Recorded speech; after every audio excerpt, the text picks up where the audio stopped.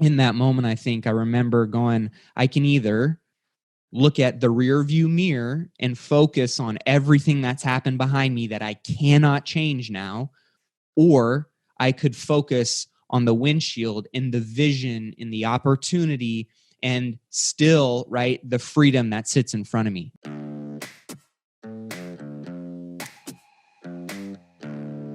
Successful people learn how to make their mind work for them.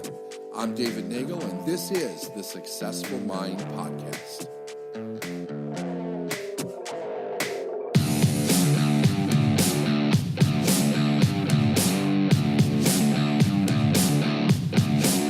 Hello, everybody. David Neagle. Welcome to the Successful Mind Podcast. Today, I have special guest Matty A.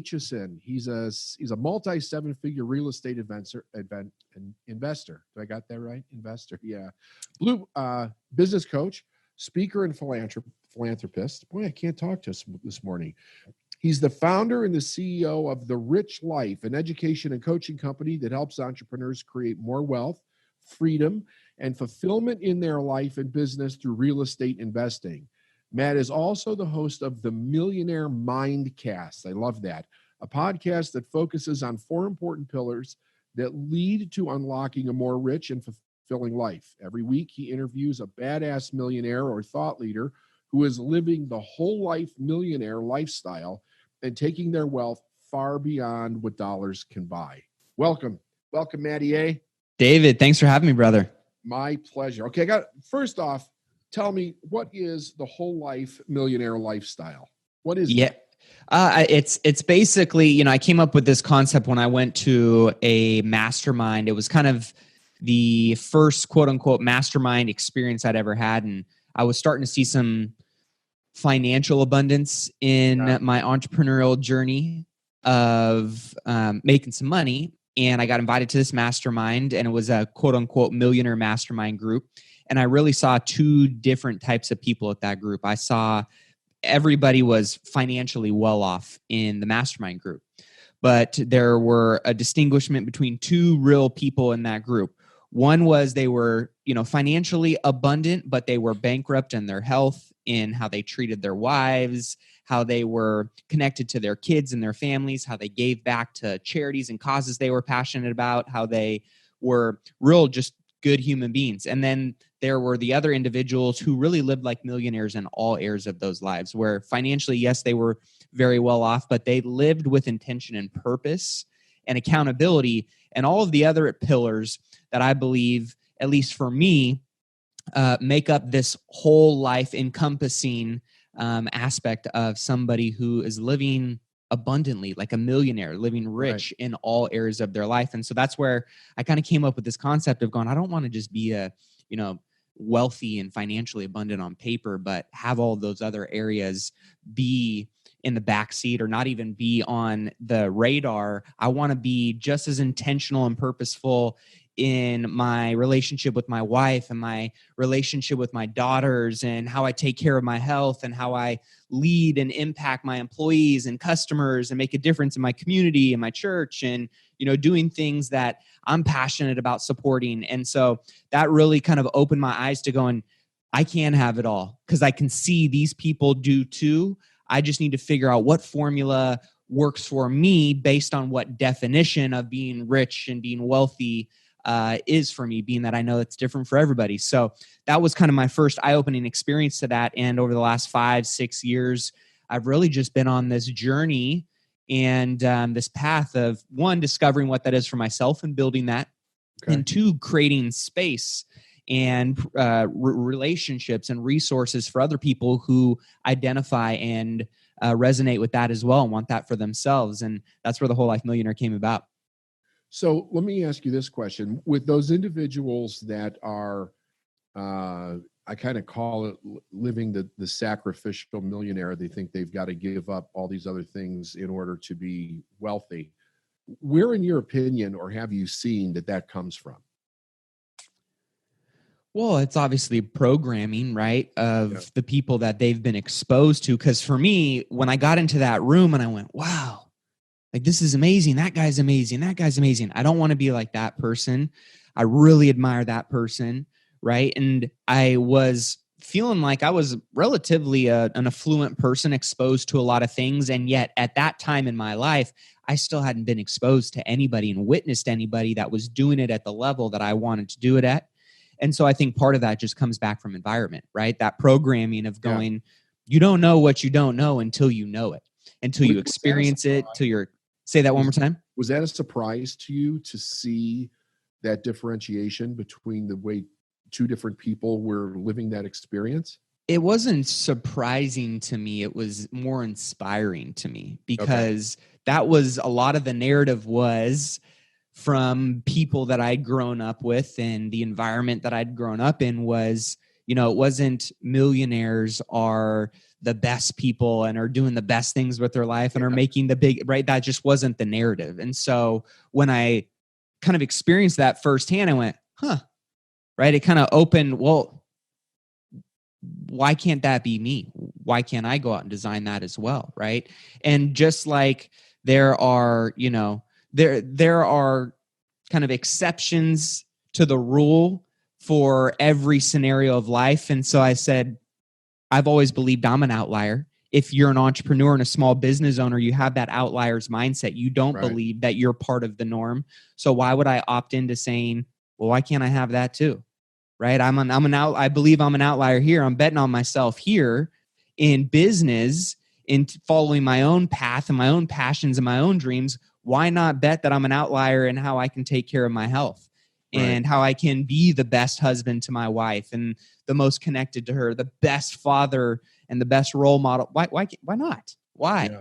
So that was kind of and that's always been my mindset, this outlier's mindset of going, man, I'm not normal. I don't ever want to accept that I'm in that pool of the 99%. Maybe in certain areas of my life, and especially at that time, I wasn't top 1% in a lot of those areas of my life, but I opted into believing I was. And I figured out that, hey, if I believe it and I'm as intentional about creating it in my life on a daily basis, and I just make small, smart, consistent choices that just chip away at getting to that 1%, and those efforts continue to compound and compound until I get there, I'm going to get there. It's just a matter of time. And so it just started with that belief, right? Which is what I think all entrepreneurs first start with, of going, all right, if I'm going to get started, I got to believe that I can do this. And if you don't, you won't. And if you do, right, you take that leap of faith. And that's where I started believing in those other areas of my life, going, I can become this millionaire in all areas of my life. Right. Where did this start for you? Where did this journey start? It all began, really, it was somewhat of a turbulent start where in high school, I'll just start there because this was kind of the beginning of my self-discovery journey. Because I think we all go on certain seasons or sprints or marathons of learning who we are and getting to, quote unquote, know oneself, right? Yeah. And my parents had gotten divorced when I was younger. My dad remarried to an amazing woman who was kind of a second mother and role model in my life. And she got diagnosed with a rare form of cancer on a Saturday, and she passed away on the following Wednesday. Oh, wow. And she was one of those people that kind of did it by the book all right. She was not a smoker. She was healthy and worked out all the time, ate really healthy, was very impactful in her community, had a great job, just did all the right things, right? You do this, you get that kind of person. Yep. And she just got dealt a really poor deck of cards. And I was 17 at the time. And at that time, I was involved in a lot of sports. And I was starting to hang around, some people that maybe weren't just as positive in my life as I should have been at that time. And when that happened and she kind of, had that experience, and we all, felt that in our lives, I began to really question my faith a lot. And that's when I kind of went on this rebellious stage. And that led me to getting into more fights and drugs and alcohol.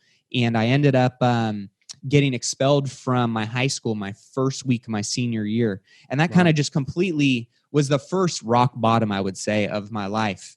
And I remember having an opportunity to kind of get through, graduate with my class, have that expunged from my record, and at least apply to colleges. And thank God I had that opportunity. And I got into UC Santa Barbara, and within the first year, I'd fallen back into poor habits, drinking, drugs, fighting, and I ended up getting arrested there and was facing felony charges. And I remember coming out of my blackout and looking to my left, and there's this big burly biker guy in full-on leathers, and he kind of just like chuckles at me. And I look to my right, and there's this big Hispanic guy with tattoos all over his face. And I look around, and my new environment and my new tribe was now a very real reality that my decisions and my choices got me into this exact experience and this exact scenario. And I remember always telling other people and telling myself I was going to be successful. I had these big goals and these big dreams, and all of my audio, my talking was not matching up with my video and the actions and how my physical,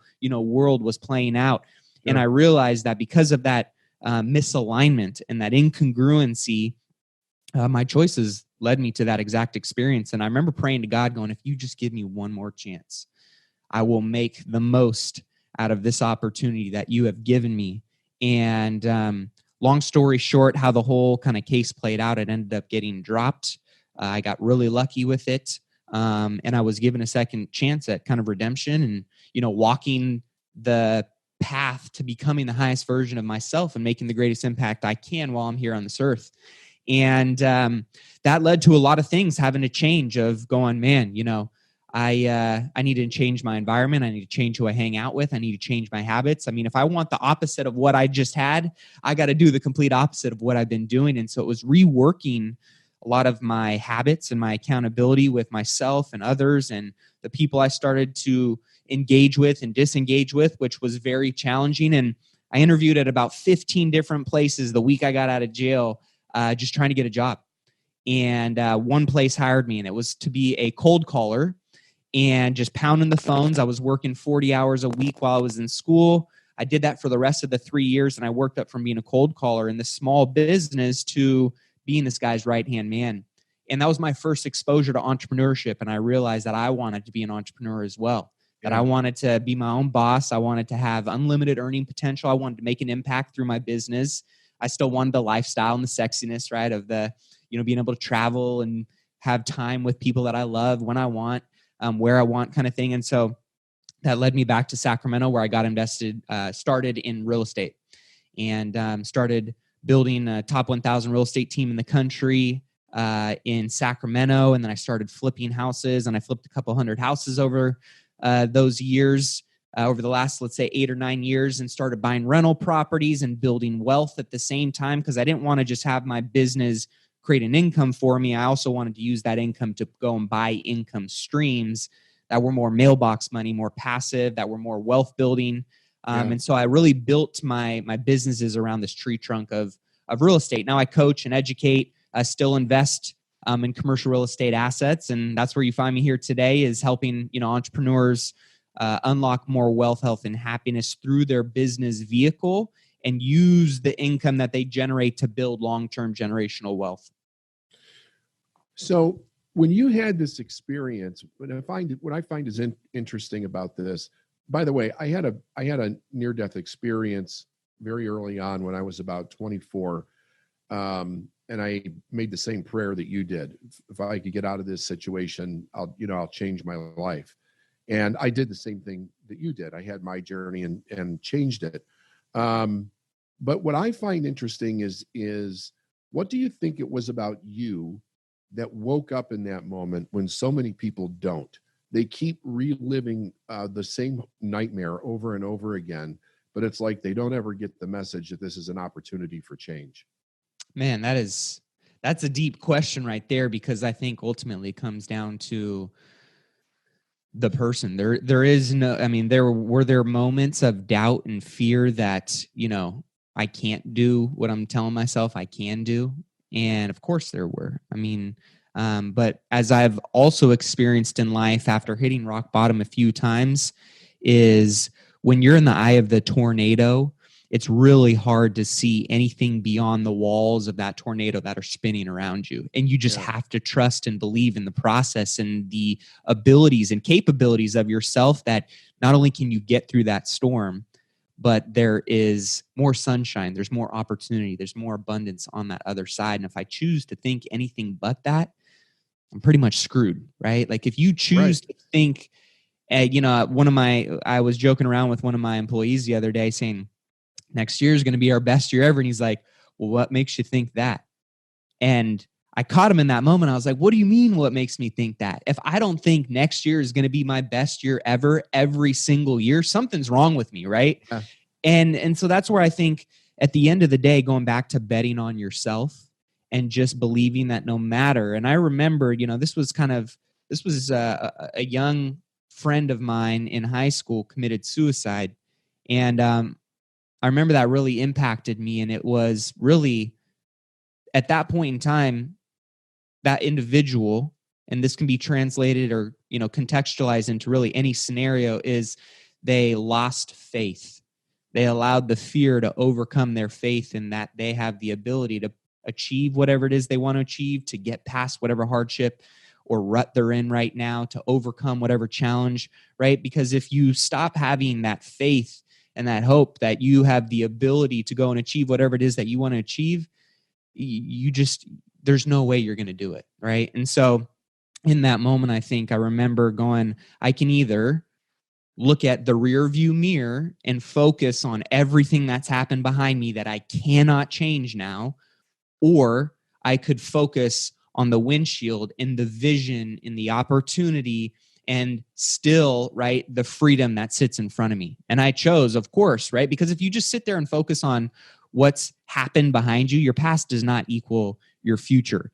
I'm one small example of that, and I could come up with thousands and tens of thousands of other much more exciting, amazing stories of people overcoming hardships that most people, when they're in that experience, would cripple and crumble, right? Yeah. So it just shows that we all have the ability to overcome whatever it is that we choose to overcome. Big, small, everything in between. It is our choice in how we respond to the scenarios and the situations that we currently are sitting with and facing right now. So in that moment, I chose to say, all I know is I can control my next move, and I'm just going to make the next best choice that I can. And instead of trying to think about this massive picture, I just made it very microscopic in that moment, said, what is the next right decision that I need to make right now? What's the next right thing I need to do? And it was one moment by 1 minute, by 1 hour, by 1 day, that 1 week and 1 month turned into obviously new situations and new opportunities. And that's really when I started to become much more aware and intentional about my habits and my choices that I was creating in my life that unfolded opportunities in my real world that were aligned with the direction that I wanted to be moving in. And so that led me to, coming up with this Rich Life concept and creating a Rich Life planner and accountability groups and kind of this education platform and community that, connects other like-minded people who have big goals and big dreams and have their business verticals that they're doing it in, but really share in core values and want accountability in micro environments to create space for them to accelerate doing the work that they want to be doing on themselves and in their businesses to unlock more of the physical things that they want in their world. When you talk to your clients, your students, you mentioned micro environment. How much do you encourage controlling their environment to make this work for themselves? It's probably one of the most important ingredients in the recipe, in my opinion, just because I've had multiple environments. And, I could say that when I was hanging around 9 people who were drinking, smoking, and getting in fights every weekend, I was the 10th person. I also know that when I started hanging around 9 other millionaires who were intentional about not only how they ran their business, but how they ran their lives and how they created habits and held themselves accountable, I also became the 10th person who adopted that same way of thinking and habits and actions and kind of formed into that as well. So I believe that we grow into the conversations, we grow into the relationships, we grow into the environments that we have around us. And if you're not aware and constantly editing and auditing those aspects of your life and looking to top grade and continuing to make sure that you're upholding the standard in those areas that are most congruent and aligned with getting you to be the person and getting you to get the results that you know those things can do, then you need to make sure that you are creating those opportunities to surround yourself with people that are in alignment with those things, that do uphold those standards, that do hold you accountable, because that could, and in my belief, is the difference between people being successful and people living average, mediocre lives. Yeah, and it has to be a conscious choice. It's not just going to happen by accident. I mean, you might get the occasional experience where you're around people where you could choose to make a different choice. But I had an experience one time that was a real fork in the road along my journey, where I was struggling with this business that I was building, and I was doing everything that had been recommended to me to do in order to be successful. And I was doing okay. I wasn't failing, but I really wasn't knocking it out of the park either. And there was this man that I had gotten a lot of coaching from indirectly, not directly. I never actually had met him at this point. And I knew that he had the answer because I just could not figure out what was going wrong. I was getting up every day. I was working every day. I was doing everything that I was told to do. And I was at this place where I was stuck. So I went to go see him, and I explained the situation. And he looked me right in the eye and he said, "Your problem is you don't want it bad enough." And he turned around and he walked away from me. And I remember in the moment, I had this reaction that was not a good reaction. I was really pissed off. That's what he said to me. And then he didn't say anything else. He just left. And I went home. And on the way home, I was thinking to myself, after I called him every name in the book in my head, I thought, what if he's right? Where would that be showing up? Where would there be evidence of that in my life? And all of a sudden, I started to see where I was stopping based on my own fear. And it was like in micro incidents where I would be having a conversation with somebody, or a sales conversation, or making a presentation about something, and getting stuck in somebody else's belief system about why they couldn't do something. Right. And then just backing off. And I didn't realize that I was actually doing that. But after I had these conversations with thousands of people, I was realizing that there was this whole idea, and you mentioned it. You said belief is really everything. If you've got it, you've got it. If you don't, then it's going to be a major issue for yourself. But I've never seen anybody explain it any different than what that gentleman actually said to me. It's like you have two people, they have very similar backgrounds, and they could be terrible backgrounds, like raised in bad environments, bad parents, bad, finances, bad schooling, terrible attitude, whatever. And one person wants something different a little bit more than the other one does. And that seems like to be just enough of a spark that if the right message gets into that person's mind, that they take that other road, they take that fork in the road, which then leads to all of the little steps that you've made, that I've made, that so many others have made in order to completely change their life around. What do you think about that?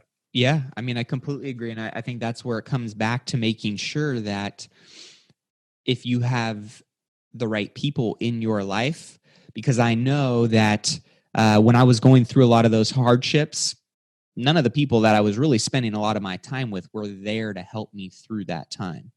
Whereas I had thank God, a few people in my life that lent the belief that I had lost in myself, lent the belief that they had seen in me back to me when I needed it most to keep on pushing. And that's where I think, so many people, when they feel like they have nobody to lean on, they have no support, they're in a really crappy environment, they don't have a lot of tools and resources available to them, of course, they resort to choosing the other fork in the road, right? And so that's where my belief is, by having these kinds of communities and accountability groups and environments to plug into and lean on, I call it the barrel of monkeys. It's because those groups are full of people who are constantly with one arm up, grabbing to level up and find that next person who can send the elevator back down and pull them up to whatever area they aspire to be in, that person may have experience or, resources or, opportunities for them to do that in. And they are also full of people at the same time who are reaching down, trying to pull others up with them that are doing that same thing. And so if you don't have a space or an environment to get that kind of support, it can be very limiting. And that's where I think more and more people in today's culture are going to gravitate to those communities, to those tribes, to those spaces that they feel like they can advance themselves, be challenged in, get the tools and resources that they may not find otherwise. They kind of become not only these business and life hacks for accelerating, getting better results and avoiding mistakes that other people can share with you, that you can avoid, that can connect you to communities and tools and resources and strategies that may take you years to develop or find, as well as just feeling connected to people that you align with from a core values perspective and like having conversations with and love learning from and like helping and adding value to, because the world is becoming more and more, even though we're more connected, we're becoming more isolated. And so that's where I feel like communities and environments will play such a big part and role moving forward, especially in people's success, but not only their success, their fulfillment and happiness along the way to achieving that success.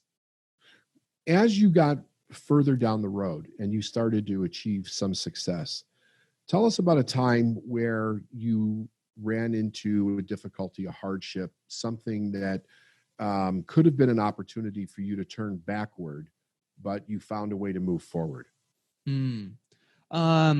There were times that, I had really been put in situations that they almost felt like tests, right? Where if I hadn't built up habits and built up an awareness of when I'm in the environments and around the things that ultimately had led to previously very poor choices that had resulted in very poor results, and made those same choices, then and really it was those opportunities to make those same choices and I didn't, right? And I think that's with every failure is it's not a failure as long as you learn from it and you don't make the same mistake again. And so whether that was being in an environment where, I felt I was, in around people and things that were, necessarily aligned with either alcohol or drugs or, fights or physical altercations, and not engaging in those and really not even putting myself in an environment to engage with those things. You really got to know how to protect yourself from the things that don't serve you, say yes to the things that do serve you, and just trust that you are building the right, and this is really going back to me, is I trusted that I built the right programming. I built the right thinking and the right habits and the right actions and the right, the right people in my world, and avoided the wrong environments and the wrong people and the right, all of those things to get different results. And so I think that's where you just got to ultimately take the failures feedback, make sure you don't re-engage or align with things that aren't congruent with the person, the habits, the right opportunities that you want to be taking, and make sure that those decisions are consistently aware in your mind so that you are really holding yourself accountable to the new standards that you've created for your life based on those previous failures. That's awesome.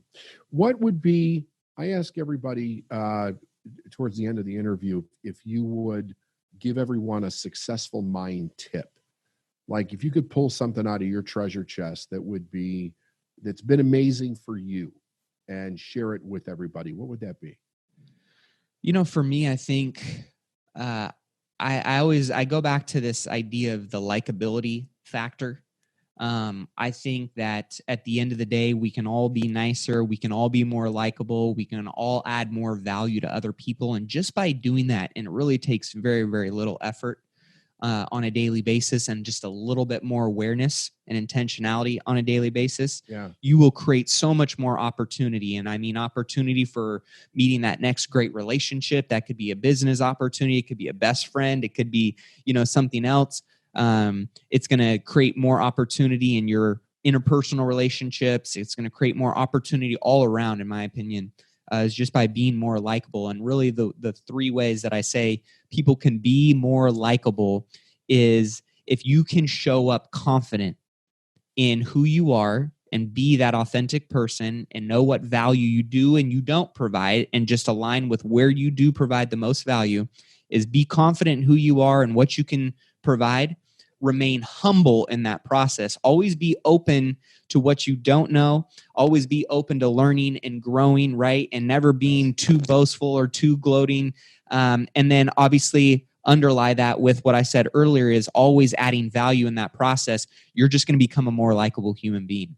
I know that the people that I'm around that I believe are confident in themselves, but also are very open and humble and willing to do whatever it takes. And they're always looking to add value. I just want to help them. I want to be around them more. I want to learn from them. I want to invite them into my opportunities. So, and that's really how I've opened so many doors, is from people saying, hey, I just like having you around and you always add value, right? And so if we can all be a little bit more likable, I think most of us can create more opportunity than we actually believe we can. And you'd be surprised if you just make a little bit more effort and intention in those areas and own some of that, and make that a part of your DNA, your identity. I believe not only will you become more likable, but you see results show up in so many different areas of your life that you didn't think you could accomplish.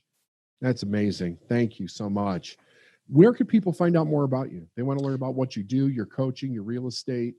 What's the best way to get in touch with you? Everything that we have is, they can always listen to the Millionaire Mindcast. We have 3 episodes a week. Yes. So that's on all, podcasting platforms and YouTube, and subscribe there. But if they want to learn more about our actual accountability groups for small business entrepreneurs and some of the different coaching that we have available, as well as products, they can go to the richlifeacademy.com, or to learn more about the accountability groups, ineedaccountability.com. And I'm on all social media, just official Matty A is the best way to connect with me. Very active on Instagram and Facebook, and always love connecting with anybody that I hear or get to meet from podcasts and being on guests of other shows. Thanks for having me on, David. Matty A, thank you so much. You're an amazing soul. Great luck on your journey, man. Thanks, brother. Take care.